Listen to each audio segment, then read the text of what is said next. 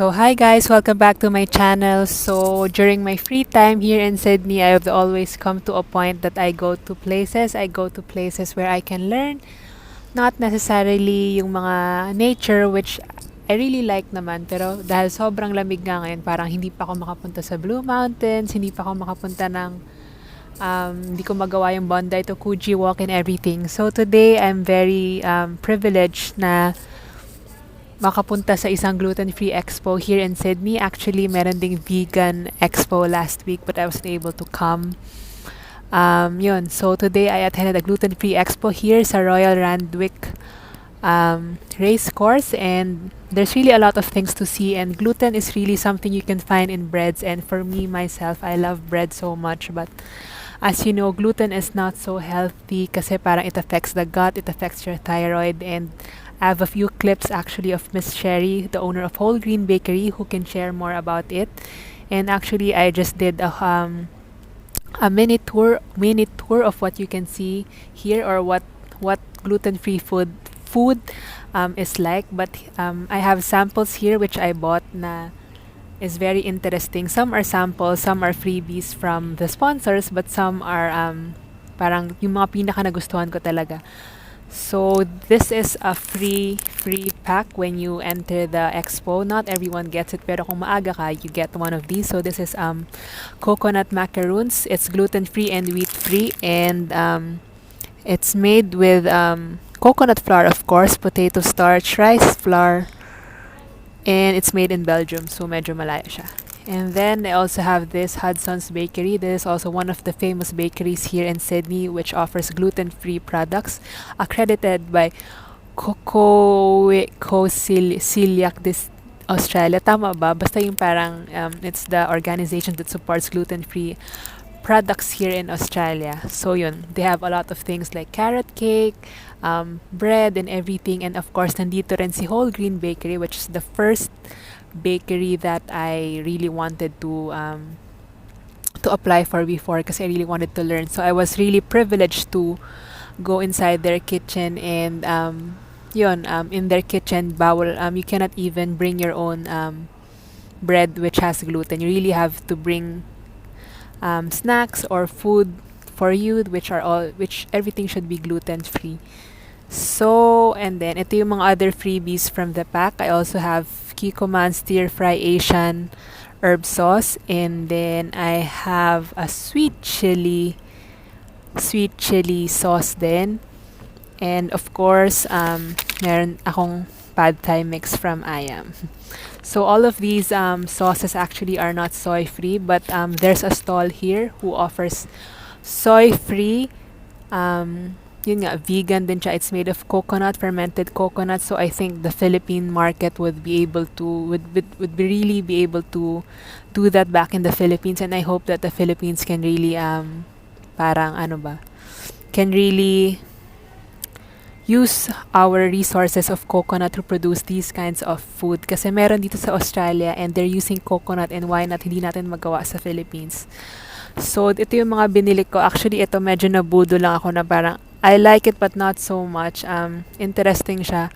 So this is roasted chickpeas. So instead of the usual almonds or parang nuts inside, they're using chickpeas, and this is raspberry flavored dark chocolate. And when I look at the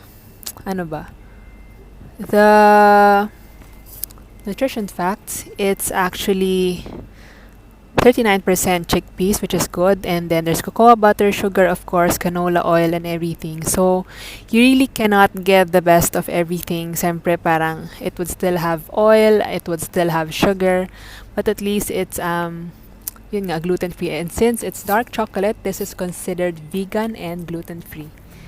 And then meron din sila parang fava beans. I don't know ano tawag sa Pilipinas, but we have that, yung broad beans. They have different flavors here. So imagine here in Australia, they're already selling in grocery stores. So I think in the Philippines, we can also sell those broad beans. I think first time ko nakain ng Sonia's Garden in Tagaytay, and it's really, really good.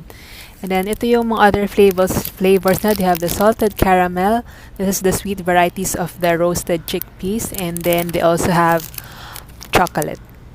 And then lipat tayo sa one of the most favorite products na nakita ko dito. It's again made of chickpeas and sobrang amazing talaga. Sobrang amazed kasi parang basta ikukwento ko sa inyo soon kasi ayoko pa masyadong mag-share about sa mga changes sa buhay ko. Basta may nakilala ko na allergic siya sa peanut butter and everything, and parang kawawa naman kasi parang siyempre parang as a kid you want to enjoy the things na na-enjoy ng other kids. So, yun, parang gusto ko to ipa-try sa kanya. Hindi ko alam kung pwede siya. But this is chickpea, made of pure chickpeas, but it tastes like peanut butter. Hindi naman siya exactly like peanut butter, but the texture is very much like peanut butter.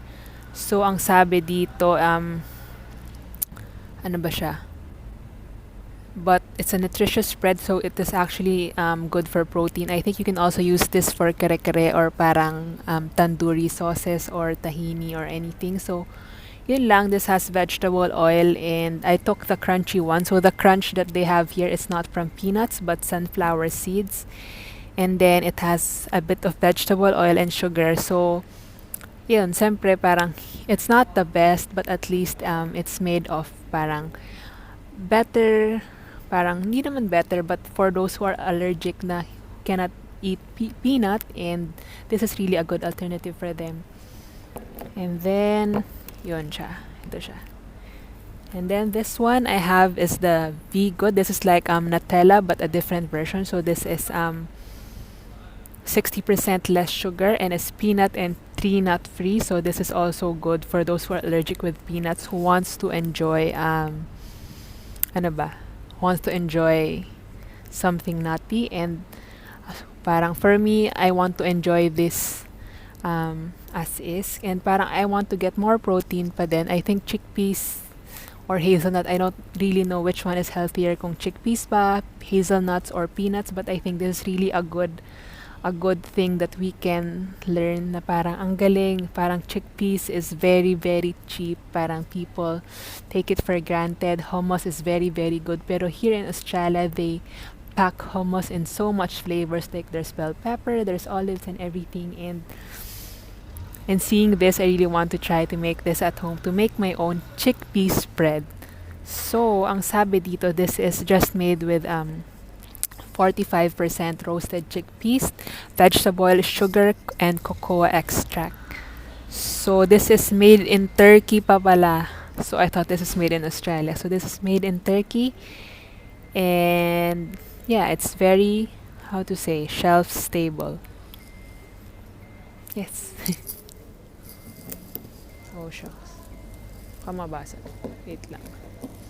And then the other things that I bought, actually parang ano lang siya, parang how to say, healthy snacks for me. So I have here is actually interesting siya. It's a pineapple salsa. So parang ang interesting ng flavor niya, para kang kumakain ng candied pineapple-ish, but not so, it's not sweet actually. Parang may aroma siya ng pineapple. And then I also have, wait lang. Ooh. I also have here. So this is cheese and jalapeno. So it is made of white corn, and interesting din yung flavor niya. And it's I bought 6 of this, so parang $25 for 6 pieces, so around $3 per pack. O nga pala, this one is just $5 per jar. Given that it's not your usual peanut butter, and I think it's very, very affordable already. And yung snack box ko rin, this is $5 each. And I also have ito. So, barbecue rub. So, ang dami kong chips. Lagot ako. So, parang this is cooked with sunflower oil. So, it is plant-based and gluten-free. And it has parang ano lang siya, very, very plain. There's no MSG. It's just black pepper, chipotle garlic, smoked paprika, and everything. And then, ito siyempre yung favorite ko.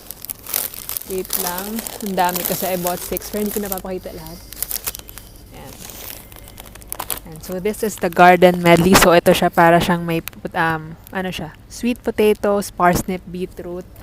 And then, yun lang. Ganun lang siya kadali. Sunflower oil, sea salt, and that's all. It's made in New Zealand and with local and imported ingredients. So, this is gluten-free, GMO-free, and yeah, if you just need your veggies or if you want some crunch, parang might as well get something healthy. Yan.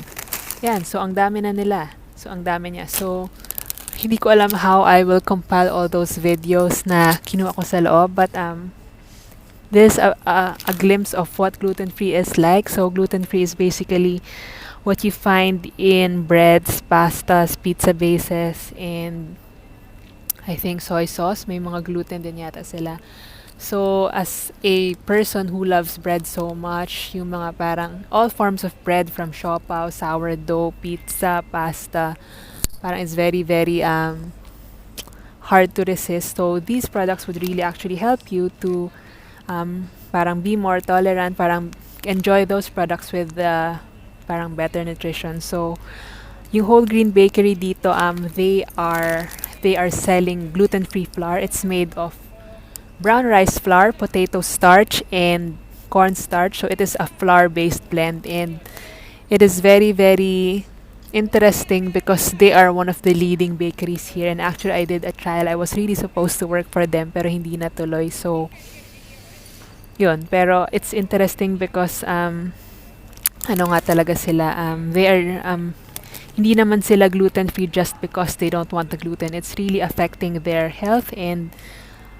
yun, lahat naman yun parang it's not because we don't like gluten. It's because it is affecting our health, and they have made a wide range of products from croissants to tarts to sausage rolls and everything. And yeah, so if you're in Sydney, visit Whole Grain Bakery, support all these gluten-free products. Not because you are allergic to gluten, but it's really for you to learn more and parang just to learn that there's really more out there. There's more out there than just your normal peanut butter, your normal croissant, your normal dark chocolate bars. Yan. So this is the end of the vlog. I hope that I'll try to clip those videos in a fast forward after this, but I hope you have enjoyed this vlog, and don't forget to like and subscribe, and see you on my next vlog. Bye and stay safe.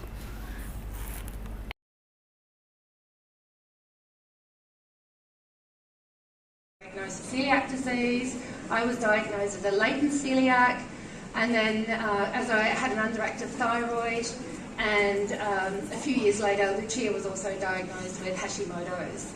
So very autoimmune in our family. And, you know, as I started to look around to what was available gluten-free wise 9 years ago, there was a lot of orange and almond cake. That was kind of about it. And I thought, wow, we've really got to do something better than this. I'm a nutritionist by trade, but always loved cooking. My mum's an amazing cook. My grandfather was a baker. So it was quite easy for me to get in the kitchen and start making things gluten-free. So I'm not a trained baker, pastry chef or anything. I taught myself and learned from some amazing people that have come and worked in my business. So yeah, today we're going to make pastry. I think this is the biggest question that lots of people would ask me in the shops, is how to make a good pastry. And you want pastry to taste like it's not gluten-free. And also, I think the questions that I hear a lot around pastry is that it's really crumbly or it's really pale. So basically, my cookbook, dun dun dun dun, has all my tips and tricks I've learned over the years that I wanted to share with you.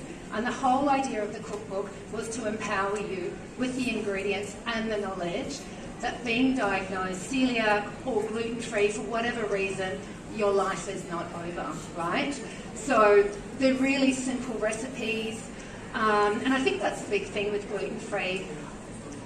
It's it's scary when you think, I don't really cook, I'm going gluten-free, what do I eat? There's nothing I can eat anymore. Wow. So this has a lot of really basic recipes to get you started. And I try to cover everything from sweet to savoury, and a little bit of bread in there as well. And I really hope you enjoy the book. So the short crust pastry is on page 162. Cool.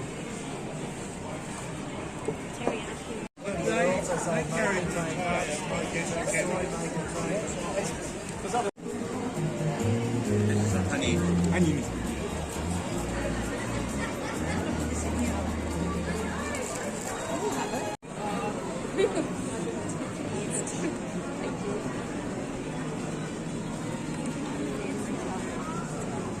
That's non-alcoholic, right? It's alcoholic. It's alcohol. Yeah, I'll have.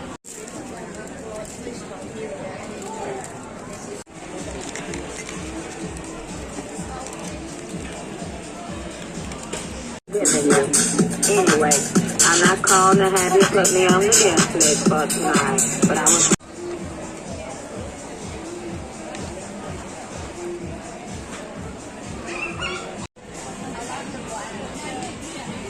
Did you taste the chai? I did. So that's a spice mix. Nice. We don't premix the lactate. Yeah. Also, if you just want to get a sense of what the texture is like. Please help yourself. Thank you very much.